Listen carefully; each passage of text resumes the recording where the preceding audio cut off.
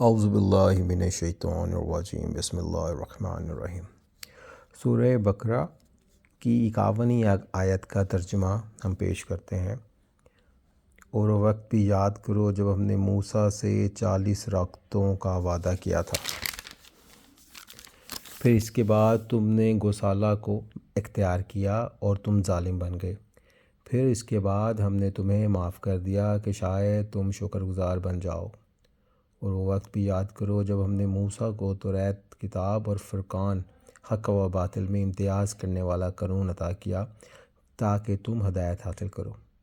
اور وہ وقت بھی یاد کرو جب موسیٰ نے اپنی قوم سے کہا، اے میری قوم، تم نے گوسالہ اختیار کر کے یقیناً اپنے آپ پر ظلم کیا ہے، بس اپنے خالق کی بارگاہ میں توبہ کرو اور اپنے لوگوں کو قتل کرو، تمہارے خالق کے نزدیک تمہارے حق میں یہی بہتر ہے، پھر اس نے تمہاری توبہ قبول کر لی، بے شک وہ خوب توبہ قبول کرنے والا مہربان ہے۔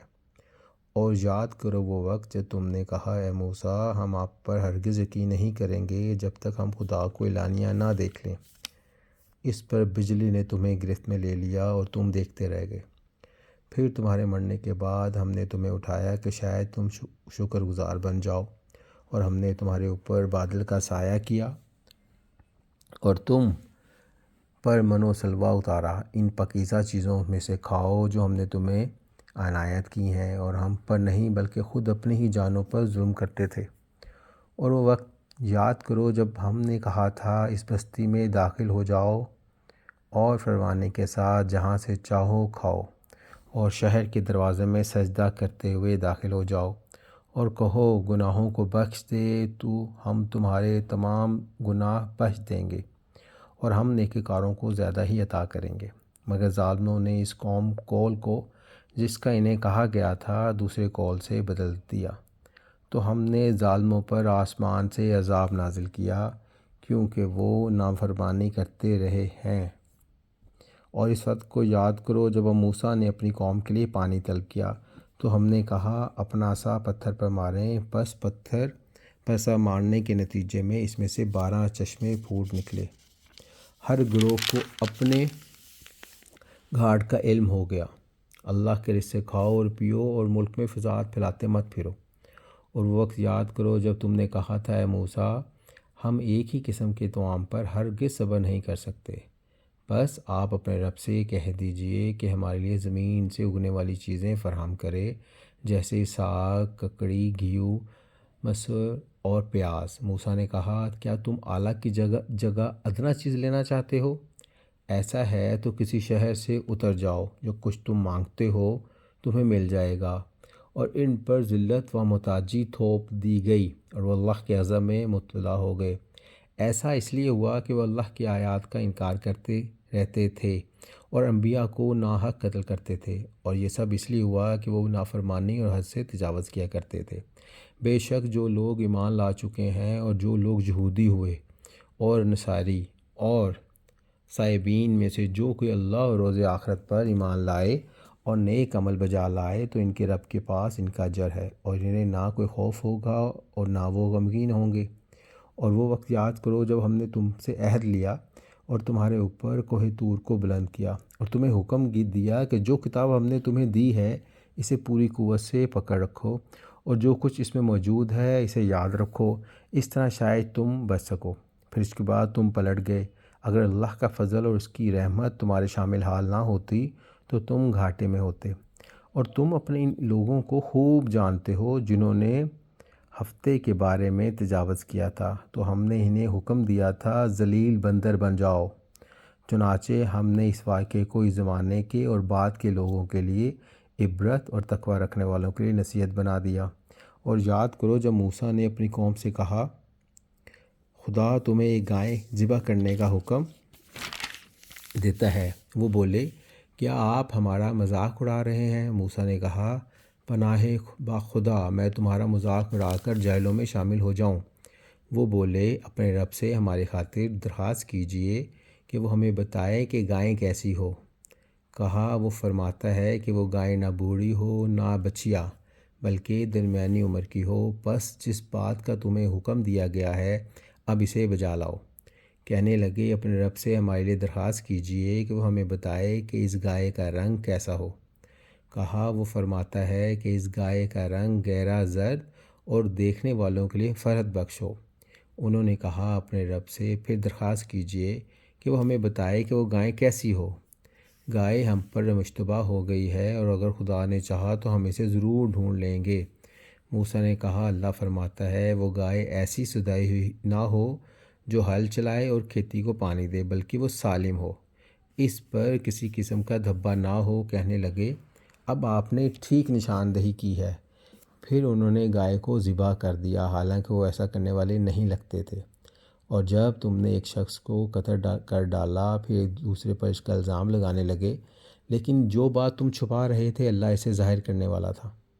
تو ہم نے کہا گائے کا ایک حصہ اس مقتول کے جسم پر مارو۔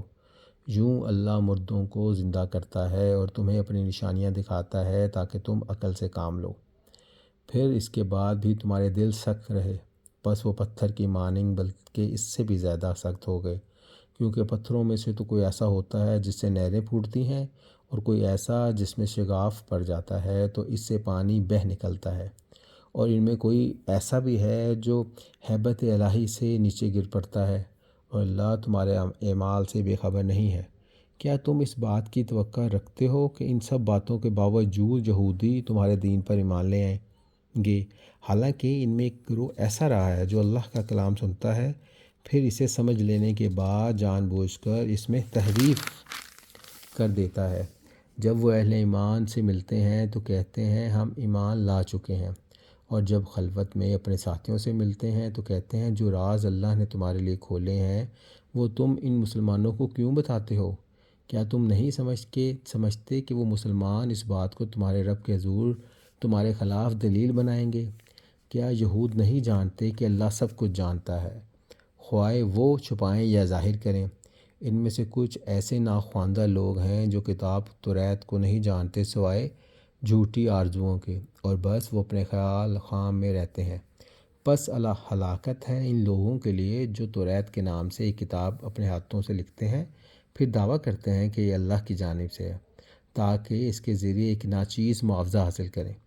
پس ہلاکت ہو ان پر اس چیز کی وجہ سے جسے ان کے ہاتھوں نے لکھا، اور ہلاکت ہو ان پر اس کمائی کی وجہ سے۔ اور یہودی کہتے ہیں ہمیں تو جہنم کی آگ گنتی کے چند دنوں کے علاوہ چھو نہیں سکتی۔ اے رسول کہہ دیجئے کیا تم نے اللہ سے کوئی عہد لے رکھا ہے کہ اللہ اپنے عہد کے خلاف ہرگز نہیں کرے گا، یا تم اللہ پر تہمت باندھ رہے ہو جس کا تم علم نہیں رکھتے؟ البتہ جو کوئی بدی اختیار کرے اور اس کے گناہ اس پر حاوی ہو جائیں تو ایسے لوگ اہل دوزخ ہیں جس میں وہ ہمیشہ رہیں گے، اور جو ایمان لائیں اور اچھے مال بجا لائیں یہ لوگ اہل جنت ہیں جس میں وہ ہمیشہ رہیں گے۔ اور جب ہم نے بنی اسرائیل سے عہد لیا اور کہا کہ اللہ کے سوا کسی کی عبادت نہ کرو اور اپنے والدین، قریب ترین رشتہ داروں، یتیموں اور مسکینوں پر احسان کرو، اور لوگوں سے حسن گفتار سے پیش آؤ، اور نماز قائم کرو اور زکوٰۃ ادا کرو، پھر چند افراد کے سوا تم سب برگشتہ ہو گئے اور تم لوگ روگردانی کرنے والے ہو۔ اور وہ وقت یاد کرو جب ہم نے تم سے عہد لیا کہ اپنوں کا خون نہ بہاؤ گے اور اپنے ہی لوگوں کو اپنی بستیوں سے نہ نکالو گے، پھر تم نے اس کا اقرار کر لیا جس کے تم خود گواہ ہو۔ پھر تم ہی وہ لوگ ہو جو اپنے افراد کو قتل کرتے ہو اور اپنوں میں سے ایک گروہ کو ان کی بستیوں سے نکالتے ہو، پھر گناہ اور ظلم کر کے ان کے دشمنوں کی مدد کرتے ہو، اور اگر وہ قید ہو کر تمہارے پاس آتے ہیں تو تم فدیہ دے کر انہیں چھڑا لیتے ہو، حالانکہ انہیں نکالنا ہی تمہارے لیے سرے سے حرام تھا۔ کیا تم کتاب کے کچھ حصے پر ایمان لاتے ہو اور کچھ حصے سے کفر اختیار کرتے ہو؟ بس تم میں سے جو ایسا کرے دنیاوی زندگی میں اس کی سزا رسوائی کے سوا اور کیا ہو سکتی ہے، اور آخرت میں ایسے لوگ سخت ترین عذاب کی طرف لوٹائے جائیں گے، اور اللہ تمہارے اعمال سے بے خبر نہیں ہے۔ یہی وہ لوگ ہیں جنہوں نے آخرت کے بدلے میں دنیاوی زندگی خرید لی ہے، بس ان کے عذاب میں کوئی تخفیف نہ ہوگی اور نہ ہی ان کی مدد کی جائے گی۔ اور بتحقیق ہم نے موسیٰ کو کتاب دی اور اس کے بعد بے در پہ رسول بھیجے، اور ہم نے عیسیٰ ابن مریم کو نمایاں نشانیاں عطا کیں اور روح قدس سے ذریعے ان کی تائید کی، تو کیا جب بھی کوئی رسول تمہاری خواہشات کے خلاف احکام لے کے آئے تو تم اکڑ گئے؟ پھر تم نے بعض کو جھٹلا دیا اور بعض کو تم لوگ قتل کرتے رہے، اور وہ کہتے ہیں ہمارے دل غلاف میں بند ہیں، نہیں بلکہ ان کے کفر کے باعث اللہ نے ان پر لعنت کر رکھی ہے، پس اب وہ کم ہی ایمان لائیں گے۔ اور جب اللہ کی جانب سے وہ کتاب آئی جو ان کے پاس موجود باتوں کی تصدیق کرنے والی ہے، اور وہ پہلے کافروں پر فتح کی امید رکھتے تھے، پھر جب ان کے پاس وہ آ گیا جسے وہ خوب پہچانتے تھے تو وہ اس کے منکر ہو گئے، پس کافروں پر اللہ کی لعنت ہو۔ کتنی بری ہے وہ چیز جس کے بدلے انہوں نے اپنی جانوں کا سودا کیا، کہ صرف اس بات کی ضد میں خدا کے نازل کیے کا انکار کرتے ہیں کہ اللہ اپنے بندوں میں سے جس پر چاہتا ہے اپنا فضل نازل کرتا ہے۔ بس وہ اللہ کے غضب بلائے غضب میں گرفتار ہوئے، اور کافروں کے لیے رسوا کن عذاب ہے۔ اور جب ان میں سے کہا جاتا ہے کہ جو اللہ نے اتارا ہے اس پر ایمان لے آؤ، تو جواب دیتے ہیں ہم تو اس پر ایمان لاتے ہیں، اور جو ہم پر نازل ہوا ہے اس کے علاوہ وہ کسی چیز کو نہیں مانتے، حالانکہ وہ حق ہے، اور جو کتاب ان کے پاس ہے اس کی تصدیق کرتا ہے۔ کہہ دیجئے اگر تم مومن تھے تو اللہ کے پیغمبروں کو پہلے کیوں قتل کرتے رہے ہو؟ اور بتحقیق موسیٰ تمہارے پاس واضح دلائل لے کر آئے، پھر تم نے اس کے بعد گوسالہ کو اختیار کیا، اور تم لوگ ظالم ہو۔ اور یاد کرو جب ہم نے تم سے عہد لیا تھا اور کوہ طور کو تمہارے اوپر اٹھایا تھا اور حکم دیا تھا جو چیز تو ریت ہم نے تمہیں دی اسے مضبوطی سے پکڑو اور سنو۔ انہوں نے کہا ہم نے تو سن لیا مگر مانا نہیں، اور ان کے کفر کے باعث ان کے دلوں میں گوسالہ رچ بس گیا۔ کہہ دیجئے اگر تم مومن ہو تو تمہارا ایمان تم سے بہت برے تقاضے کرتا ہے۔ کہہ دیجئے اگر اللہ کے نزدیک دار آخرت دوسروں کی بجائے خالصتاً تمہارے لیے ہی لیے ہے، اور تم اس بات میں سچے بھی ہو، تو ذرا موت کی تمنا کرو، اور وہ موت کے متمنی ہرگز نہ ہوں گے ان گناہوں کی وجہ سے جو اپنے ہاتھوں کر چکے ہیں، اور اللہ ظالموں کو خوب جانتا ہے۔ اے رسول، آپ ان لوگوں کو زندگی کا سب سے زیادہ حریص پائیں گے، حتیٰ کہ مشرکین سے بھی زیادہ۔ ان میں سے ہر ایک کی یہ خواہش ہوتی ہے کہ کاش اسے 1000 سال عمر ملے، حالانکہ اگر اسے یہ عمر مل بھی جائے تو یہ بات اس کے عذاب کو ہٹا نہیں سکتی، اور جو کچھ وہ کر رہے ہیں اللہ اسے خوب جانتا ہے۔ آپ کہہ دیجئے جو کوئی جبرائیل کا دشمن ہے وہ جان لے کہ اس نے تو اس قرآن کو باذن خدا آپ کے قلب پر نازل کیا، جو اس کی تصدیق کرنے والا ہے، جو پہلے سے موجود ہے، اور یہ قرآن ایمان والوں کے لیے ہدایت اور بشارت ہے۔ جو کوئی اللہ، اس کے فرشتوں، رسولوں اور خاص کر جبرائیل و میکائیل کا دشمن ہو تو اللہ ایسے کافروں کا دشمن ہے۔ اور ہم نے آپ پر واضح نشانیاں نازل کی ہیں، اور ان کا انکار صرف بد کردار لوگ ہی کر سکتے ہیں۔ کیا ایسا نہیں ہے ان لوگوں نے جب بھی کوئی عہد کیا تو ان میں سے ایک گروہ نے اسے اٹھا پھینکا، بلکہ ان میں سے اکثر تو ایمان ہی نہیں رکھتے۔